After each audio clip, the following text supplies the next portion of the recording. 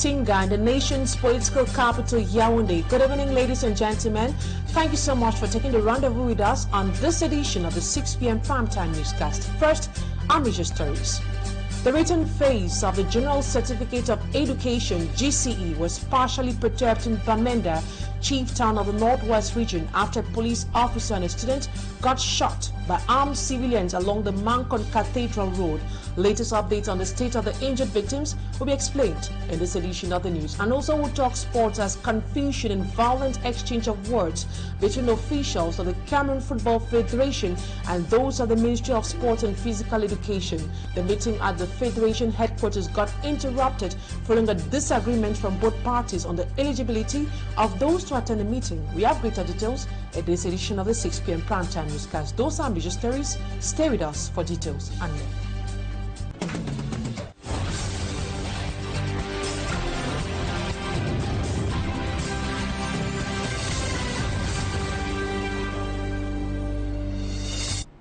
Thank you so much for choosing Equinoxe Television. You made the right choice. And for presentation, I am Immaculate Fogwe. We'll begin with the over 6-year-old armed conflict in the conflict Northwest and Southwest regions. Day one of the written phase of the General Certificate of Education was marked by gunshots in the crisis-stricken Northwest Regional Capital, Bamenda, precisely in the Big Mankon Cathedral Road. A student and a police officer got injured following an attack orchestrated by armed civilians who attempted to disrupt the exams in one of the examination centers. The presence of security officers on the ground prevented the armed men from causing more harm. Reacting after the incident, the management of St. Frederick's Comprehensive High School condemned what they qualify as barbaric attack while appreciating the efforts made by security forces in preventing the armed civilians from causing more harm. They went further to say that the injured victims are responding to treatment at the Bamenda Regional Hospital. Despite the attack, the exams went on unperturbed. The school reiterates that their mission is to educate children. And now we take you to the Southwest Regional Headquarters, Boya, where the governor of that area, Bernard Kalabilai, was on the field today. Despite rising insecurity, many students answered presents for the GCE examinations. The governor called on the population to collaborate with security forces so peace can return and students can freely go to school. And the Dongamantum division, the Northwest region, students had to leave from other villages to write in Kambe because of insecurity. Fami Amshong Sanda takes us to Boya and Kambe in this report. Heavily guarded by security officials, these are bags, books, bicycle and other items belonging to candidates sitting in for the GC examination at the bilingual grammar school Muliku in Buya, Southwest region of Cameroon. It was within this security atmosphere that the one of the GC examination unfolded in Buya and the rest of the restive Southwest region of the country.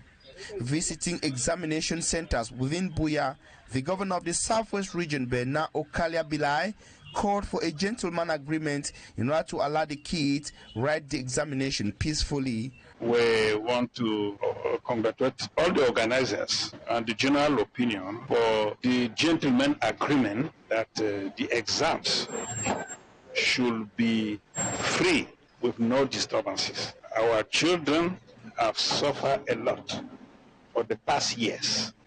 Let us agree, as we have done to now, to let them out of all the problems and allow them to prepare for their future. In the Northwest region, it was the same tight security atmosphere that characterized GC examination in the Donga Mountain division. Visiting examination centers in the town of Kambe, the first assistant senior divisional officer for the Donga Mountain division, the divisional officer from Kambe, and the divisional delegates for secondary education encouraged candidates to be disciplined. From this afternoon, you carry your poor dressing, you said it. We must be decent in everything. One of the decencies is the way you dress. The write an official exam, please. I've been told and cover the second paper. Dress decent. I know you are very wonderful and nice. Thank you so much. Thank you, sir. Compiling data from Nous, Nkambe, Ako, Meseje and Mwa subdivisions, authorities revealed that some 8,000 candidates sat for the examination in the division on day one of the written part of the examination. The security atmosphere imposed the adoption of multiple accommodation centers in safer areas in the conflict-stricken northwest and southwest regions of Cameroon. For example, students from centers in Aku subdivision were accommodated in safer centers in the town of Kambe. And away from conflict areas, we now tell you how day one of the GC examination was written in some areas like Bipanda, that is GBHS Bipanda and GBHS Bonaberry, all in Douala, the Lithra region. And Abila takes us to some accommodation centers to tell us how day one went. School authorities of accommodation centers for the GCE in Douala make proper checks before the students could get access into the examination halls on the first day of the exams. Some candidates are even obliged to take off their socks and even sweaters before entering into their hall so as to avoid any irregularity. All bags and other gadgets are dropped outside. At exactly 8 a.m., the first papers for this year's GCE began. Economics Paper 1 for ordinary level students. Though with some little stress, the candidates are optimistic. My name is Manga Sinzi. I'm in Form 5. This morning we wrote Economics Paper 1. It was not too difficult, it was easy. But there were some questions that were not too easy for us. At the Government Bilingual High School Bipanda Examination Center, just like at GBHS Bonaberry, the campuses are quiet. Time for concentration. Heads of the accommodation center say, but for some absences and lateness, the exams began hitch-free. The GCE started well, like you see. The first subjects are launched, and I think that we will do like this in 3 weeks of composition. Thousands of students are sitting in for the GCE ordinary and advanced level certificate examinations in over 400 accommodation centers across the national territory. The GCE exams will run for 3 weeks. And now let's take an excerpt of the Minister of Secondary Education, Professor Pauline Naluva-Lyonga, after her visit. But before that, let's talk something else. The Minister Naluva-Lyonga of Secondary Education today visited some examination centers in the Lithra region after rumors of leaked baccalaureate and GC examination papers went viral.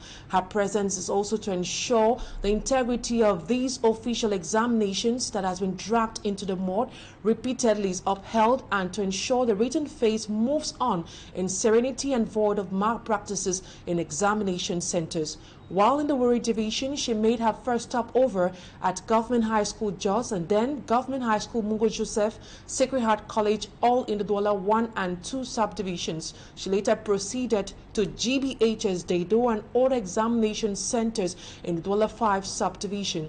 While at the examination center at GBHS Deido, the representative of the GC board said the news of a leakage was fake.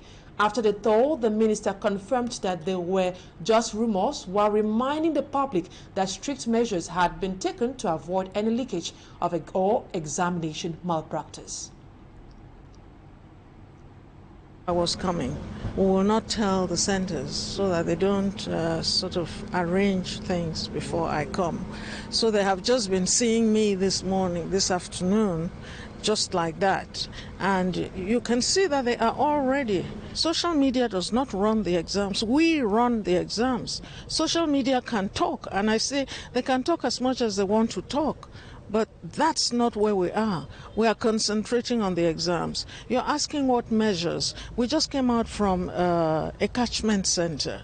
Now, and you can see that what we've done is we have reduced the circulation of the exams. You know, people come and take the exams a few minutes before the exams. You know that? So nobody has a chance of taking an exam somewhere, getting something out, taking a picture of it and giving it out. That doesn't happen. We are centers of excellence, and this is going to be so as time goes on. Today is 30 minutes, but you know by next year it will be on the spot. We'll just read the questions and everything goes at the same time, because we are getting to improve on our digital running of exams. Professor Pauline Naluva-Lyonga, Minister of Secondary Education, speaking shortly after a tour in some accommodation centers right here in the city of Douala, in the Littoral region. Coming up next, we'll be going to show you how visually impaired persons are taking part in the baccalaureate examination, the French subsystem of education. Our reporters went to the Jos High School Writing Center here in Douala, harboring 2 students with visual impairments. Babila Jonathan reports. This typing machine is what enables these 2 visually impaired students of Jos High School in Douala to write the baccalaureate examination. The examination questions are translated from French to Braille for Kwakem Ines and Dokmo Mbaku to be able to read and answer the questions in Braille. Les conditions sont bien réunies. Chief Examiner Manis Esombangono says all measures have been taken to ensure favorable writing conditions for the 2 students. They are facing some challenges in mathematics and information and communication technologies, ICT. Examination Hall Invigilator Ngamba Sami is here to ensure that such challenges and others, including mechanical flaws, are quickly remedied. Away from education, we now talk sports. A meeting aimed at carrying out last-minute preparations ahead of the Indomitable Lion's upcoming calm turned sour following violent exchange of words between officials of Fecafoot and MINSEP. Samuel Itofis has an open confrontation with a technical advisor at the Ministry of Sport and Physical Education, Professor Cyril Tolo, and Mark Breeze, head coach of the Indomitable Lions. Smart Chicken Gable comes back to what happened today in Tinga. A tense day at the head office of the Cameroon Football Federation, Fecafoot, as some officials from the Ministry of Sports and Physical Education, alongside the backroom staff of Mark Breeze, will be denied access into the head office of Fecafoot for a meeting called up by the FA. After some exchanges, the FA boss orders that they come in. At the conference room of the FA, the General Inspector of Service, Disake, and Technical Advisor at MINSEP, Cyril Tolo, will be denied access into the conference room in an attempt for them to enter. Samuel Etofis reacts. When I'm in the ministry, I respect you. Here, I am the president, and you can't do anything. This is the last time, Mr. Tolo. Call for the security. Thinking to have made away with an obstacle, Fecafoot boss will be surprised at the head coach of the Lions, who says he decides on who to work with. I am the one who decides to work with at the end. No, you don't have any decisions to make here, because whatever you're doing falls back on me. I am the president of the federation. For Samuel Etofis, the attitude of Mark Breeze is uncalled for in a foreign country. In your country, I can't do that, so don't talk to me that way. As a footballer, you will never speak to me the way you've done. Now, I'm a president, don't talk to me that way. It's time to stop this cacophony. The meeting that was supposed to surely prepare for the upcoming matches of the Indomitable Lions next month lasted just for 5 minutes without any way forward on the program of the Lions. And many are asking, when will this finally end? We are yet to get an answer. And following the violent exchange of words at Fecafoot headquarters in Tinga, one of the representatives of MINSEP, Professor Cyril Tolo, explains why they had to accompany the head coach to Fecafoot's headquarters in Tinga. Take a listen to Professor Cyril Tolo in this excerpt. This delegation is led by the Inspector General of Services for the Ministry of Sport, Mr. Disake. Unfortunately, the Fecafoot refused to let the delegation go in. They wanted to have a meeting only with Mark Breeze, but this cannot be possible. The message is clear. We only have one staff at the head of our national team, and this staff is already working, will continue working. There is no another staff. Okay? It should be clear. Professor Cyril Tello, Technical Advisor of the Ministry of Sports and Physical Education. And now we take this advertorial. Orange Cameroon has rewarded its lucky winner in Bamenda. Madame Glory Loom, a farmer from Bafut, won 1 million francs CFA after activating a bundle using the Orange Maxit application. It was an emotional moment as she collected her check from Orange Cameroon in Bamenda. Bostela captured the moment for this advertorial.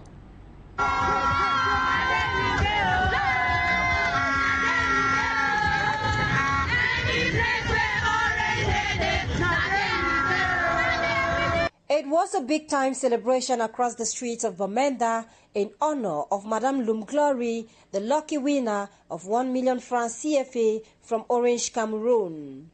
The farmer from Bafut was declared the lucky winner after a raffle draw. My son went to school and the friends told him. So when he came back just last week, he told me that I should give me the SIM card. He was the one who actually took my SIM card to the call box. And they activated him that good deal. And when he used the data, because he wanted to do research, when he finished, he gave back my phone. I didn't know there was anything going on. Just yesterday when I got a call, they were calling me at the Orange office that I've won a prize of 1 million. So I was shocked, I was surprised. It was like I didn't believe in it. So when I went to the office, they started congratulating me that I'm the winner of 1 million francs. I was so surprised. All smiles, Madame Glory describes her fortune as a stitch in time, as Orange Cameroon has brought her closer to her dream. I had projects to carry on, and I was thinking how I could get the budget, how long it would take me to raise the money to carry on the project. I didn't expect that this kind of miracle could happen. So that this money has come just to facilitate me in the project that was just ahead of me. Just like it is a turn of Madame Glory today, anyone else can be the next lucky winner of the many prizes Orange Cameroon offers to its subscribers. Last 2 weeks, we celebrated a winner from Bambli, we celebrated another one from Bafut, and we have celebrated another one from Bamenda. Today we are celebrating this woman who is also coming from Foya, who has won 1 million francs. Just a couple of minutes ago, the raffle draw was drawn, and there is another winner who is on the way coming, who has also won 100,000 francs, which we'll be celebrating today. So it's not only for the Northwest, but the Northwest is privileged to have its own set of winners who are winning systematically as the campaign is going on. Madame Glory's 1 million francs CFA check was handed to her at Foncha Junction in Bamenda. The visibly happy lady expressed gratitude to Orange Cameroon for its transparency in the process. If not, who would have ever imagined that a farmer could also be the winner of 1 million francs CFA from Orange Cameroon? It's a reality. I want to encourage those who are not yet using this data bundle or the Orange network. Come get your own SIM card.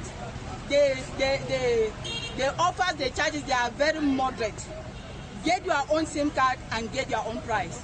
What then is the good deal bundle? Is a very interesting package. It gives the customer the possibility to browse without fear of consuming or spending too much data. All you need to do is to just activate the Maxi data by dialing #111 *0#, and then you follow the next steps that follow. Or you can go to the Maxi application from your phone if you have one. If you don't have one, you can get to any nearest call box or the commercial agent. They will get it installed in your phone for you. With its progressive growth in subscriptions, Orange Cameroon has continued to make giant strides with its cost-effective products. Madame Glory's joy is unspeakable. She can only sing "Thank you, Orange Cameroon" in her local dialect, spoken amongst people from Bafut. Orange Cameroon!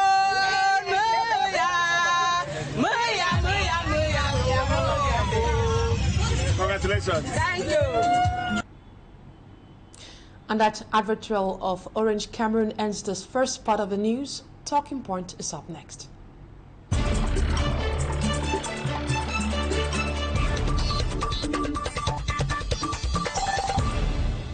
Tonight on Talking Point, I'll be receiving a sports journalist, Henry Wana, and we'll be talking about the saga at the helm of FECAFOOT and the Ministry of Sports and Physical Education. Good evening, Henry Warner. It is a pleasure having you on Talking Point tonight. What are your thoughts on the events that transpired this morning at FECAFOOT headquarters, particularly regarding the initially restricted access given to Mark Breeze's technical staff?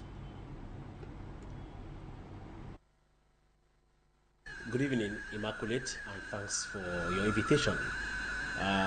Regarding this issue of Mark Breeze and the technical staff of FECAFOOT, which of course it was a meeting that was destined to prepare to lay the groundwork as far as this crucial game against Cape Verde was concerned, I want to believe solely that the invitation letter was addressed to Mark Breeze alongside his assistant. To those who decided to accompany Mark Breeze, it was never the intention of FECAFOOT to convene them for a meeting. And so, just like the very first meeting they had with the Secretary General of FECAFOOT, Mark Breeze went there with his assistant, and the meeting ran in an atmosphere of camaraderie.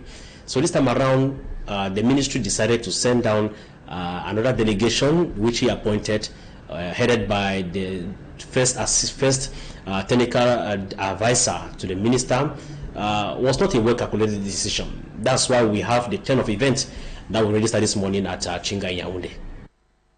Now, how do you interpret the refusal to allow Mark Breeze's assistant and municipal officials entry into FECAFOOT's premises? Does this reflect a broader issue of disrespect for state institutions? There is no better way to describe what actually happened this morning. If at all it is disrespect, that I will deny. But I think there is what we call a normal procedure in life, and every institution has a principle that must be respected. My coming here this evening was because you invited me. If I was never invited, I wouldn't have given any reason to be here tonight through your security staff. Now, for Mark Breeze to have been denied, to have been accepted to attend a meeting alongside then others being denied, is a telling sign that things are not working out well as we had expected before today. We have long been talking about the brouhaha that has engulfed FECAFOOT so far, and things continue to fall apart with no one understanding where the problem could be coming from. At this point in time, the blame game continues to be roving around. We don't know if at all we should shoot it to the Minister of Sport and Physical Education or to FECAFOOT boss Samuel Etofis. But we shall therefore decide where to shoot the blame game with Cameroon. All of this cacophony, when it shall lead us to be suspended from football competitions in Africa continent and beyond. When we shall be suspended, then we shall know who to be blamed tomorrow and who not to be blamed. For now, the problems continue to deep, and even deeper. We are just looking to the heavens, praying endlessly to see that these two parties get a lasting solution, bury their differences, and flip a new page. As you just said, the problem continues to deepen. Then, what are the potential consequences of the altercation between FECAFOOT President Samuel Etofis and Professor Tolo, the technical advisor of MINSEP? Could this indicate deeper issues within the administration of Cameroon football? There is a deep problem between MINSEP and FECAFOOT. Professor Cyril Tolo is just coming into the picture today because he's struggling to discharge a responsibility assigned to him by his boss, who is the Minister of Sport and Physical Education. Now, being as a number one technical advisor, he had the responsibility to negotiate. It is rather unfortunate that he is having plenty of stumbling blocks before him. But this is just one of the problems, the multiple problems that we have in terms of football management in our country, Cameroon.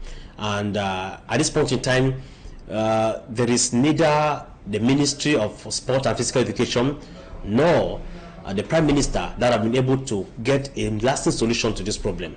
And that is why, through my humble voice, I'm suggesting that we should call the attention of the head of state, President Paul Biya, for a lasting solution. Because we fear, and I fear in particular, for what the future holds for Cameroon's football is actually very pathetic.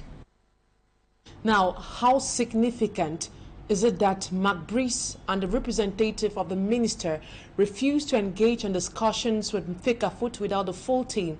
What does this decision reveal about the current state of affairs between Fecafoot and MINSEP? Very pathetic that the Belgian-born Mark Brees, for his very first time to come down to Africa and into Cameroon, he is finding himself in a very tight situation, something which has never happened before from his predecessors. Quite pathetic because he's caught in between two elephants who are fighting. On the right-hand side, you have the Ministry of Sport and Physical Education. On the left-hand side, you're having the Fecafoot. Now, these two parties, just like Mark Brees normally was recruited by the Ministry of Sport and Physical Education, then approved by Fecafoot, which of course FIFA had to confirm. Now, it's quite pathetic because the two parties have refused, they have vehemently refused to get to a consensus so that we could forge forward. I really pity the Belgian-born, though many are suggesting that he should retire and go back to his home country.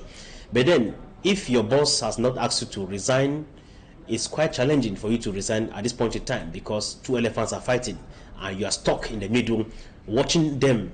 No one is willing to let go at this point in time.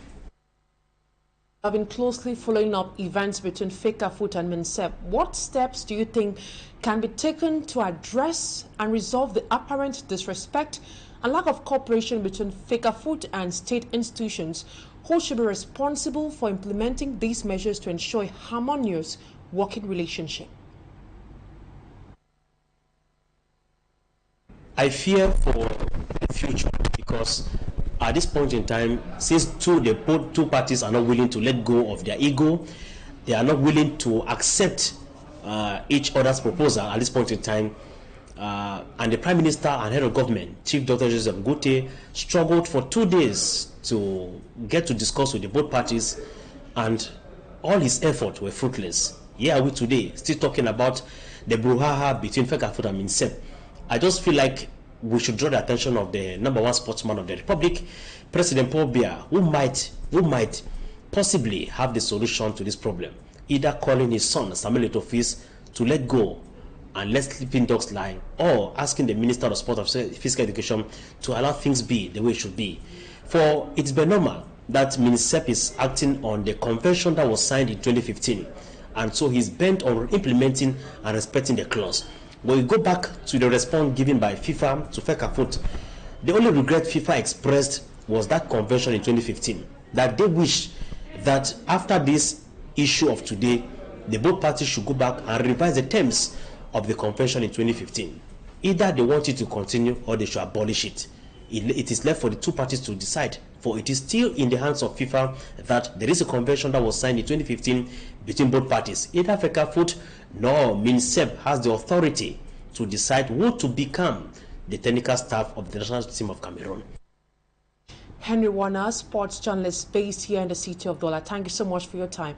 And that will put an end to today's edition of the 6 p.m. primetime newscast on ETV. Thank you for your keen attention. Stay in the company of more interesting programs. Up next is Equinoxe with Serge Alain Otto. Thank you for your time.